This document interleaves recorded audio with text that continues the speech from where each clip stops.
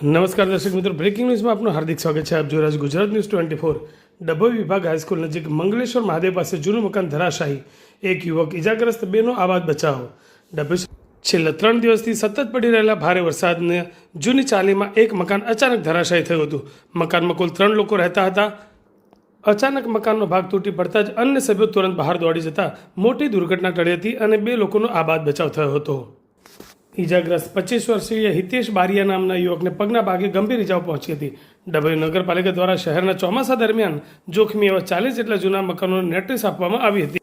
છતાં પણ મકાન માલિકો દ્વારા આવા જર્જરિત બાંધકામો ઉતારી લેવામાં ન આવતા આ પ્રકારની જોખમી ઘટનાઓ સામે આવી રહી છે. હાલો, અમે ડભોઈના મંગલેશ્વર મહાદેવ અન્નક્ષેત્ર પાસે સુંદર કુવાના એરિયામાંથી બોલીએ છીએ. અમારી જૂની ઇમારત તો છે જ, પણ કોઈક સંજોગ એવો નતો કે જેથી કરીને આ દિવાલ પડી જાય. કોઈ સપનામાં એવો ખ્યાલ નતો કે આ દિવાલ પડશે એવું. અને રાત્રે લગભગ 9:30 ના અંતરમાં આ દિવાલ અચાનક જ ઢસડી પડી. આમાં બચાવ કામગીરીના લીધે સમગ્ર અમારા જે રહીશો છે એ બધા સાથ સહકાર આપી અને એમને 3 વ્યક્તિ હતા એમાંથી અંદરથી કાઢેલ છે.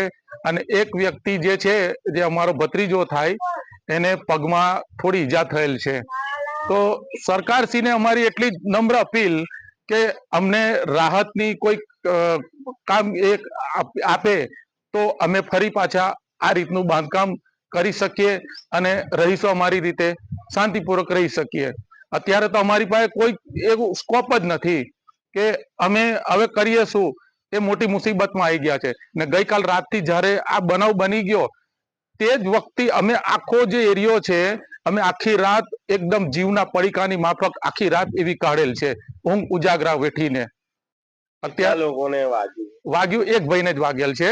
એમાં 3 વ્યક્તિ અંદર સુતા હતા અને એક બેન હતા, એક નાની છોકરી હતી અને એક જિજ્ઞેશભાઈ કરીને હતા.